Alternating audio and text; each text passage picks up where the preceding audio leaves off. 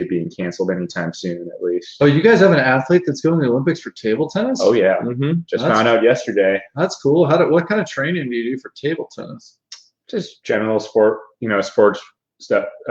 Nothing that specific. Just general strength and conditioning. To be honest with you, just making him feel confident. He wants to work with a lot of power, so working a lot of sprinting, just both linear and changing direction, and then just learning the basic lifts like how to hinge, how to squat, things like that, split squat, things of that nature. Wow. Keep it simple. Yeah, he's still pretty young guy, so a lot of the basics still. Yeah, got a lot of table tennis talent.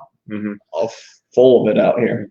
Well, yeah, it would be full of it out here. There is a lot, in all honesty. Yeah. Fencing and all types of things you wouldn't think of. Yeah. So, let's go back. Justin, what are you drinking?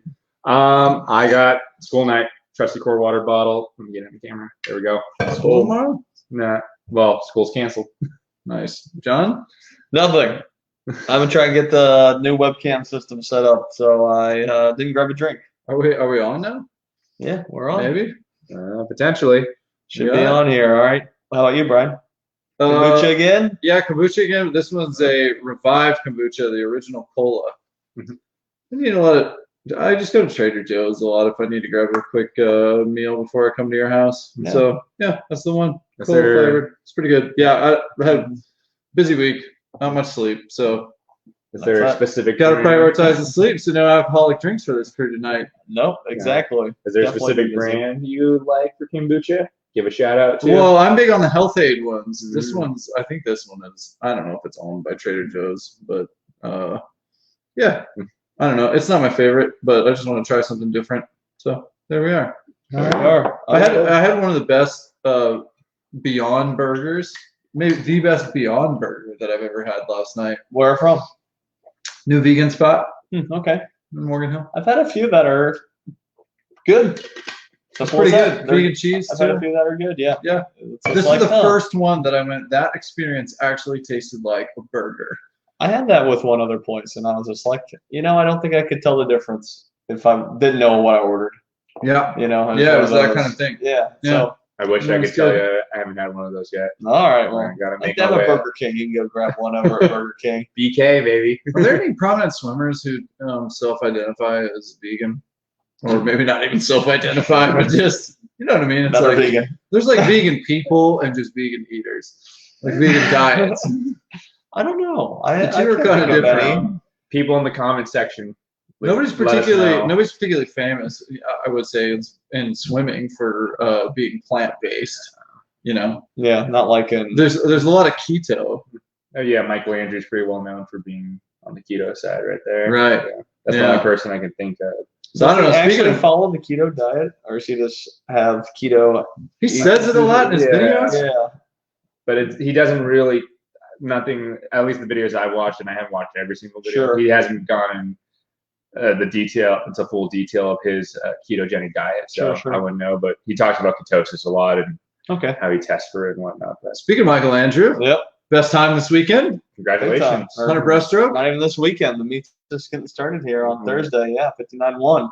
He's pretty impressive swim. The leader of the. Well, I mean, he's not the leader with the best time, because whose American record is it? It's Tortoise's American record. Yep. 58.5? 6. Okay. Yeah. But yeah, great swim for right now. Yeah. Still miles away from Mr. Petey. Big time. But pretty good. Yeah, definitely. I think this is an exciting swim, especially this far out, and we know. Yeah, Andrew, you shaved down mid-season. Look at you. There you go. Exactly. Come on. Got to go best time with Officer Watts. But nonetheless, I think it's great swim. I'm excited to see what else he can do with this meet. But there's been some other fast stuff already. Ledecky's off to a hot start. Great mile swim. Got under in the 400. Oh yeah. Well, sorry. Hold on. Back to Michael Andrew for a second. Sorry. 2IM. Has he put up any 2IM results this year? Because he said, "Hey, I'm going for it in 2IM," but it's been pretty quiet on 2IM. Yeah, I mean, he hasn't been doing a lot outside of ISL and those meets earlier on where he wasn't doing as strong as he had in the past. Obviously, he's always going lights out all year round. So yeah, I don't know. I don't think I've seen any. But at least he's gone fast. I mean, best time in 100 in season. Yeah, definitely. I don't know what in-season swims for him really mean. No, and I don't think it is as easy to tell like it is like with Caleb. We see him drop a 48 high, but I think a 49 in the morning, and everyone's not worried about it because we know what he's doing. He's getting trashed by Troy right now, but with the injury, he'll go faster mostly all year. Well, so we started to see this week, it seems like the first time within the pro group that we're starting to see some of the freshness of Olympic year. Yep. And I don't know, nobody's really fresh right now. It's March, but I guess you'd say you're starting to get into that peak form and phase of the season. So this so far has been a fast pro swim series meet. You mentioned Ledecky, one of her better times, actually twice got, 15 under sub 15:30 on the mile. Good sign for her, under 4 minutes in the 400. Big thing there. And then, which by the way, we're saying she would have got like 5th in the men's race in the mile. Crazy. Yeah. Zane beat her by a second.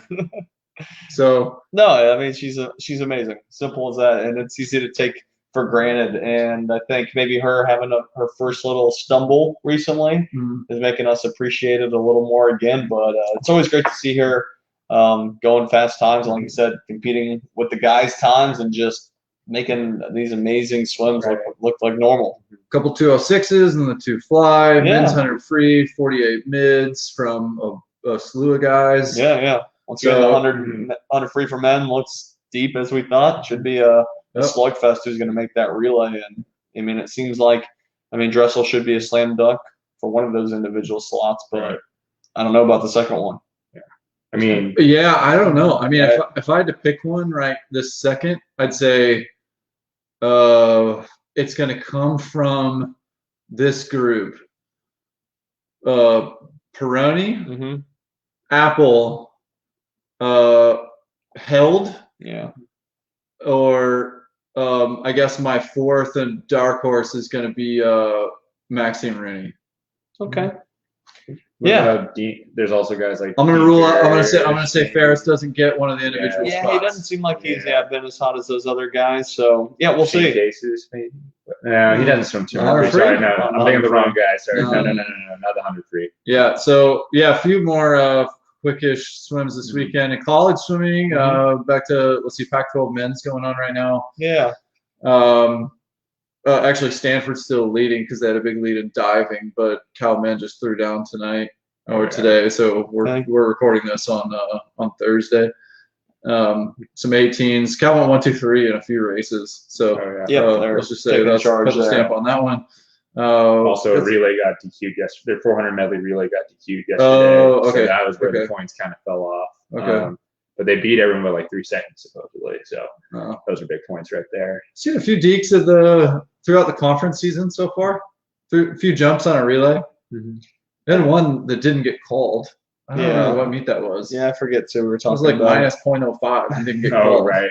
I don't know that. Well, I think SECs, right? Yeah, it was. Was it that the lady that went 20.2? I think right. Yeah.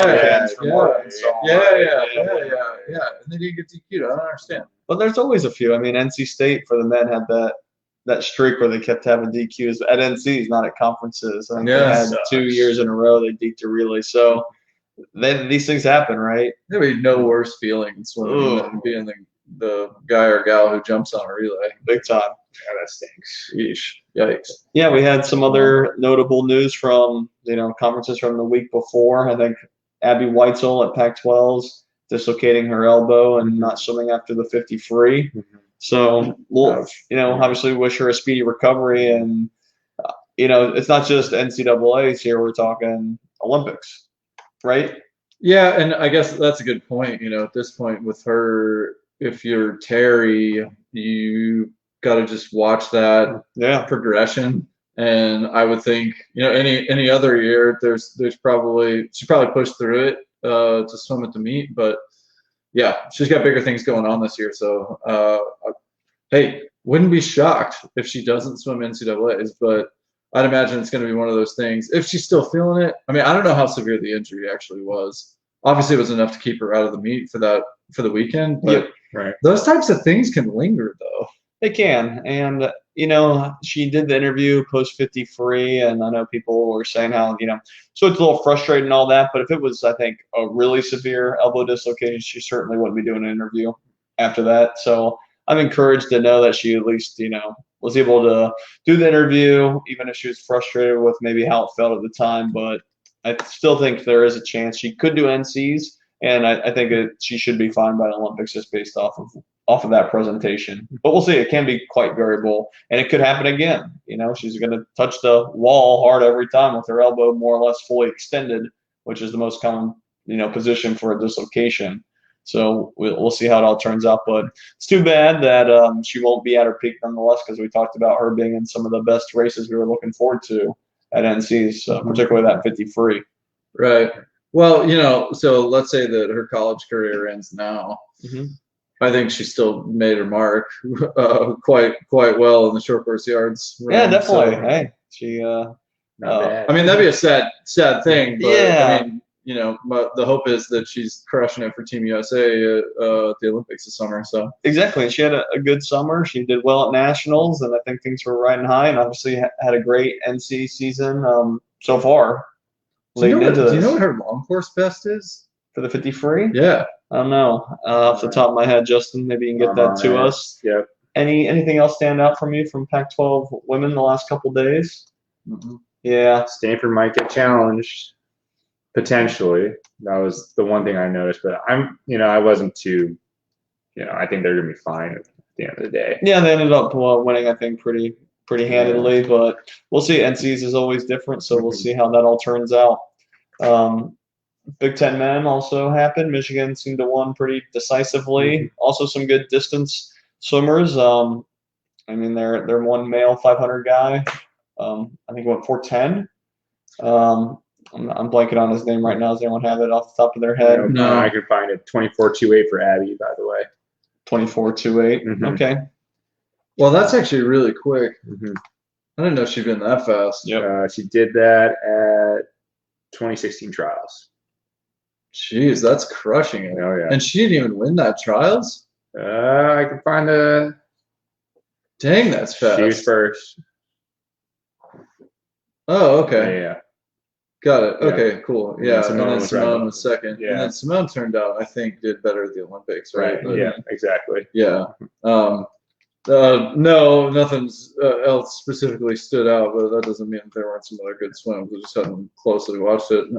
Yeah, especially with Michigan. Yeah, I'm trying to find by so much. I'm trying to find the article, but there was like a Swim Sam article that was saying like the Stanford women are slated to get seventh. And I was like, no way. Yeah, they did some projections on the Swim Sam article, right?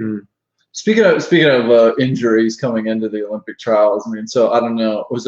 Did you watch Olympic marathon trials at all this past weekend? No, I didn't. I had a few patients tell me about it, but I didn't. It was pretty crazy. I mean, so I just think what I was thinking about was things that are out of your control or that come about before the big meet, the big race. It was interesting because they picked the course in Atlanta because it was hilly and the Tokyo course was supposed to be hilly.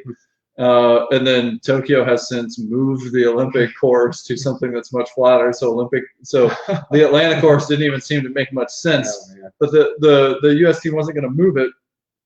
And here they are picking a team that's running a race that's hilly and not like hilly and not like it turned out to be a cold, really windy day, which totally changes things. And well, that backfired. Their plans are yeah. I mean, it's not hot this time of year in Atlanta anyway. But what you saw was that, I mean, on the men's side, Galen Rupp won, and he was expected to win by a lot, and he did. But then the rest of the field, the favorites, didn't pan out at all. And you have to assume that at least conditions and perhaps different race dynamics because of such strong winds had something different to do with it.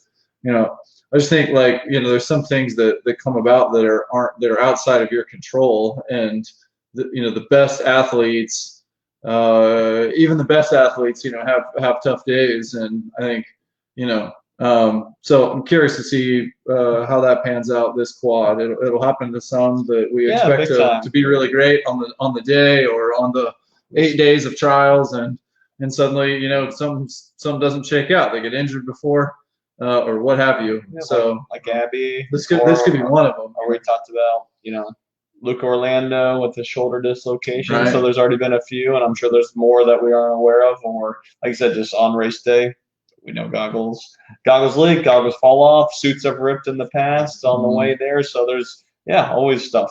Maybe the backstroke, the wedges will slide or things like that. So that just reminds me of Ryan Lochte in the 16 trials. If I remember correctly, he had like a knee or groin injury going into it. Oh, that was I don't know if that was 16 or what, but it's a groin injury. I know what you're talking about. Yeah, I am. They were talking about it a lot. Okay, I got one for you. You can't pick PD's 100 breast. You can't pick Dressel's 100 fly. You can't pick Ledecky's 800 or 1500, and you can't pick Lily King's 100 breast. Outside of those, who is the greatest lock to win Olympic gold? Katinka 4 a.m. Katinka 4 a.m. Ooh, all right. Caleb 100 free, but then there's Chalmers. That always makes I don't trust Caleb 100 free. I don't either. Even though he's getting his hand on the wall first a lot at the big meets, but it's not a bad pick. Yeah. It's just because of that instinct. But then also Caleb 53, instinct, but and then killer instinct. Yeah. I think Caleb 53, but then I think Flora Manitou. Or the field. 53 is just and 53 is a little more of a crapshoot. Maybe I don't know. She just Sostrom 100 fly, but she didn't even win world. She won ice. Yeah. What did she win? She won world champs, right? Yeah. Maggie McNeil beat her at world champs. Mylack. Oh, yeah. 200 fly. All right. That might be a good one. There's I haven't heard a lot of results from him. That's the one. Yeah, he should be a slam dunk. But I mean, Sato or Diaceto. Yeah, I mean, is he a lock? 400 I am. 2-4 am. I don't see Chase right now challenging him. I'm saying Sato in the 2 fly is Maylock's best competition, but once again, Mylock should win that. Yeah, but Sato in the IM unless someone else steps up. It's like you said, Chase has had a good streak lately, so I don't know. Yeah. What about the men's 200 free? Who do you have? Duncan Scott might be in there. Chalmers swims it. Raspis. If he doesn't DQ. Rapsis. The guy who got DQ'd. What about Reagan Smith? 200. She might be a slam. 100 or 200. What do you think's her bigger advantage over the field? Two. Just because I think 100, there's a few more people. Okay, but is she going to do the 2 fly though as well? I don't know. She has a good shot. I mean, that 206. She's good at the 2 free as well. She might try and go for a relay. So I don't know. Do we have the Olympic trials event order? Because I wonder if that gets messy with her for 2 back, 2 fly. That's a messy double. That's a tough double. Yeah. I mean, not many are doing that double. No. 2 back, 2 fly. No, I mean the only one that I can think of that would have is Clary. Clary was a 2 back, 2 flyer. Actually, is Hailey Flickinger doing 2 back? No, she's been doing more 400 free, 200 fly. Okay, so yeah, I don't know. That one could get a little bit interesting for her. She tries to take on a big schedule, and we haven't heard a lot about her schedule yet. But it could get pretty full. Yeah, it's pretty versatile. It could if she takes it on. I don't know. So you got, for the U.S. team, you've got really Dressel and Reagan Smith who are taking on the big schedules. You could say Ledecky is too on the freestyles. But it's not that crazy because she's not coming down to the 100. So she's got 2, 4, 8, 15. And we've seen her handle that load pretty well. Right. I guess the only difference is having the mile as well, but World Champs has had that. Yeah, but and with the 800 and the mile, how do they split them out at trials? Well, to go off the Reagan Smith thing real quick. Okay, yeah. She would have the 100 back beforehand, so she had the semifinal the night before, or the final. The final the night before. Then she would have the 200 fly final or semifinal the day after if she makes it back. Okay, scroll up for a second. Yeah. So you've got on, let's see, Monday 100 back prelims, at night 100 back semis at night. Then the next morning, Tuesday, 02 free. So, okay, so the next morning off. And then finals of the backstroke at night, Tuesday, then Wednesday morning, 2 fly. Let's see, scroll down. Yeah, not much overlap. Let's see, Thursday night would be the overlap. Women's 100 free, 2 fly. No, she's clean. Yeah, she gets one event basically. Women's 2 back the next day. So she ends it with the 2 back. Yeah, so maybe she can do both of those. That's interesting. All right. Not many have done that. Well, we'll see. Yeah. Anything else going on in college swimming right now? I don't think so. I think just conference meets just wrapping up here and then getting ready for NCs. So I think like Justin was saying, predicting women's NCs and seeing how Pac-12 men shape up and go from there. I mean, we had Big 12 men and women last week, but I don't think anything too notable from that one. Right. Okay. No, I think Texas is just resting their B team and then killing their A team. They have a varsity and JP squad, I feel like. Yeah, that's pretty much how that works. I don't know how big their team is either, but traditionally they've got a lot of walk-ons, so a pretty big team. Florida the same. Florida usually carries a pretty big squad too. Definitely. Yeah, just a lot of walk-ons, so it makes for a big team. We used to call these T-shirt collectors. Yeah, just got it for the shirts. Yeah. A lot of people that weren't going to do anything. College, right? They were just there getting the T-shirt. Like, all right, cool. Hey, they still have to show up to a lot of practices. Yeah. So up to a lot of practices. Probably worked really hard. I'm not saying it's not a steep price For a T-shirt. but there's a lot of people that are just there collecting T-shirts. There you go. In other news, do we want to dive into the Sunyang ruling? Let's dive right in. Oh yeah. What do you think? I think that Swimming Science posted an article about some of this stuff like 10 days before this came out. Well, I like the news article that said that he had to spill the beans or something like that. So I don't know what all that was about. That was kind of good. I just enjoyed the name of the title. It actually seemed like it was a little bit misleading because I thought that it was going to come out and say that he had appealed and gotten some sort of reduced suspension, but that hasn't happened at all. They're just proposing what it would take if you were going to. That was Travis Tiger, right? Travis Tiger is the head of USADA. Yep. Yeah. So that was interesting. But 8 years. 8 years is insane. I mean, that's retirement. It's over. It's pretty much a lifetime ban, more or less, because he's going to be in his mid to upper 30s by the end of that. So, I mean, I don't even know if he would have swam past this Olympiad.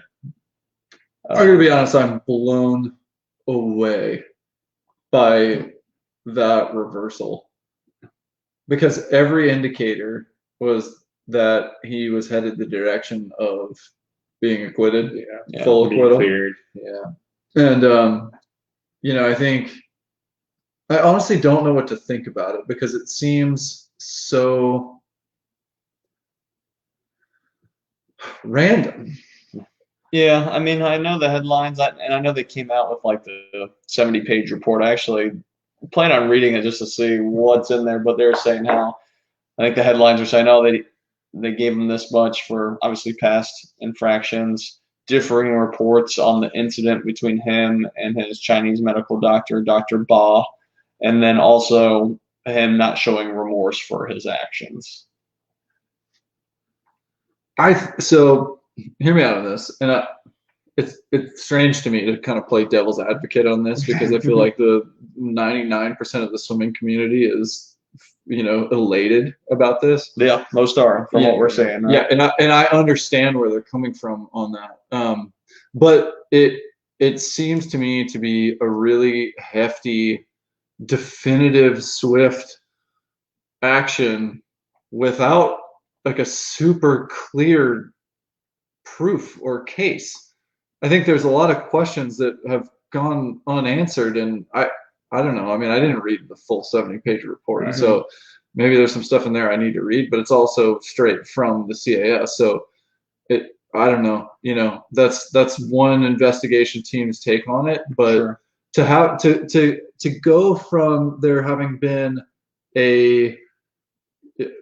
some news that WADA was basically saying, hey, I don't know, because there's WADA leadership wanted him out, and then their independent panel cleared him of any wrongdoing. I believe so. Yeah. And then WADA appeals to the Court of Arbitration for Sport, and then this happens. And I think that it just doesn't seem to add up to me. It's like you had a few indicators that there wasn't enough evidence, so to speak, and like even reading back through the stories that all the news outlets documented back last year in the fall, and then we have this hearing where the translation's kind of wonky. It's like he finally found his way to the ruling body and got the right people in the room, who were all against him, and it's like you just got the wrong jury. That's what it seems like to me. That it's like it's just so different now. So I haven't seen or heard of anything that to me was just screamed 8-year ban or guilt, and I think that's where the surprise comes from. And what I hope isn't true, and I say this not because of what Sun Yang specifically has done or hasn't done, but we think back to Roland's comments, Schumann, about his suspension and sort of naivete before that happened about the fact that he would by default hear of some other swimmer getting testing positive and think cheaters. And now it's changed his perspective. Because he understands what things have transpired. Okay, so think about that in Sun Yang's court. He comes from a very different cultural environment. You've been up close, so you understand like how his behavior is. He's also straight through. Didn't go have a college experience. So in some ways, you could say that there's some immaturity surrounded by his circle. He's super famous. We hear all the time about famous kids and how that totally screws them up. And then we hear about them, getting into trouble or drugs or whatever and later in life. And I have a hard time not thinking about that with Sun Yang, that he's super famous, early success, surrounded by the crowd, and then, a ton of scrutiny on certain things that he does. That, not to say that there haven't been missteps, but I think some of this is compounded in perhaps a little bit of misunderstanding about who he is, what he is, and what's factual versus perception. And what I fear to happen is that decisions are made not based on facts, and that has a bad precedent set for future cases. And they just go off their own feel or what they are interpreting. So if it's 100% factual, great and fair. Definitely. I don't get that impression. And I think you had some great points there. And like I said, I'm intrigued to read this whole report. But when I kind of saw, like I said, the headlines, he didn't show remorse, this and that, it's just like, how can that base a decision? Why should we have to? That? And it's just like, not only is there cultural differences between that, but how can you tell if someone's being remorseful on something? And pretty much with this ban, it's saying, okay, we know that test was positive, or we're taking your actions as a positive test, right? I mean, that's what they're taking it as. Right. So I don't know. I'm intrigued to see what the whole report says, but like you said, this seemed like a very brash decision, and I'm not sure what the exact grounds they had on it. So we'll see how it does lay the land for future things. But I do. Sun Yang came out with a statement saying he is going to appeal it, and we'll see what happens. I know, like Justin said, there's the spilling the beans article where it's like, if he can tell how China has done some doping stuff, then he might get a reduced sentence. But it's like, it doesn't matter. How reduced? Like I think it'd have to be 3-month suspension or 2 months. So what if you can't? So what if there's nothing there? How do you spill the beans? What if from his point? And again, I'm not trying to defend him as the person or the specific activity, but I am questioning the process. And so again, that to me begs the question, or it basically presumes that he knows something big time, or that there was some wrongdoing, and so if you're seeing, let's presume that he's not guilty, and that there wasn't anything. Then if you're him, you're like, what do I do? Like what? I mean, and maybe what they were looking for was him to go, look, I get it, like smashing that vial, or it wasn't even him that did it, but to say that the fact that happened, I totally understand why that looks the way that it does. Let me explain. Sure. Yeah. And I think what we see, especially from the Western culture, is not somebody who can eloquently do that. Mhm. And I think without that, it leaves this void of, well, you would really hope that there was somebody who shows remorse or at least acknowledges some of the things that lead to the questions and this whole situation about why it's strange for the rest of us. But I also don't think that, like, that's not necessarily fair to expect that of Sun Young. Sure. Because he's not a Westerner. Yeah, and I think with the spilling the beans thing, it's almost assuming that there's some systematic doping going on in China. Yeah. Or that there's so much more Yeah. information, and it seems like they're not having any more positive tests than a lot of other countries. Like Australia's had a fair amount of positives or skip tests. The U.S., we always have some, even though we don't like to think about it. So I don't know. I don't have the inkling that they are doing that. Maybe there is. I mean, there was stuff like with Sochi and the documentary on Netflix that I think opened everyone's eyes. Yeah, Icarus. Thank you. So things happen, but I don't know why. I would think, other than China's history, that they are more likely to do this or doing this at this point in time. Yeah, I mean, there have been several doping violations, etc. There's been activity that WADA and CAS have been involved in over the last several years since Sochi. Sochi's a while ago now. Yeah. Right. And I mean, I guess Icarus came out years later, and so a lot of it unfolded in the last 4 or 5 years. But but there is. It makes me wonder if they're still a little bit. I don't know if jaded's the right word. Maybe trigger happy. Sure. Like a little bit more likely to presume guilt. Big time. Because of they don't want to get burned getting again like this. Yeah.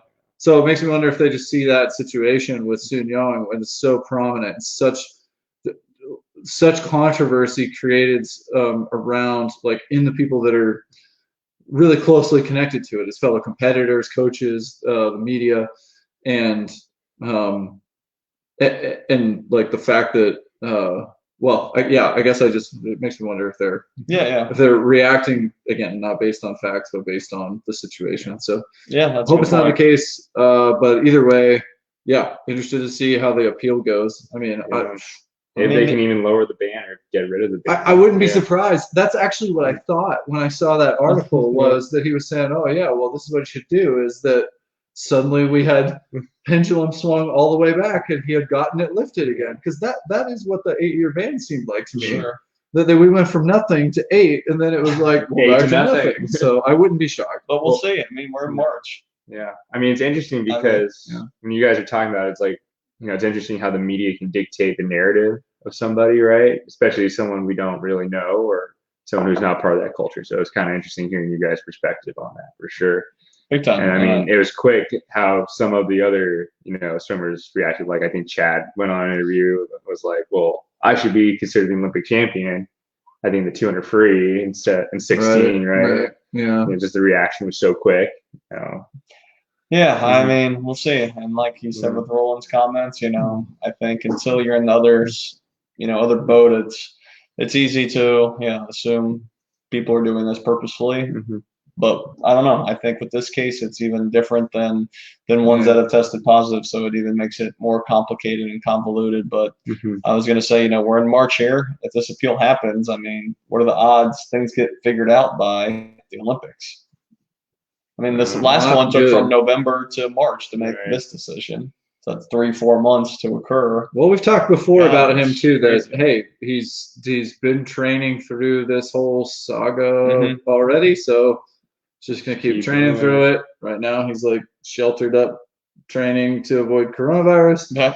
So, I mean, again, I think if I'll say it again, if he's able to come back from this and win a medal in Tokyo, assuming that somehow miraculously he gets there, he will be legendary. Yep. He's already a hero, but he will be legendary. For the Chinese people, let's see who stands on the podium with him. Certainly, and that's what I mean. I do mean for the Chinese. Yeah. So. But anyway, so we'll see how that all pans out. But nonetheless, I think that will wrap us up here tonight. Thanks for joining us. Hopefully some more fast swimming at the rest of Pac-12s, the rest of the Des Moines meet. and can't wait for NCAAs. Oh boy. All right. Thanks for joining us, everyone. See you guys. See ya.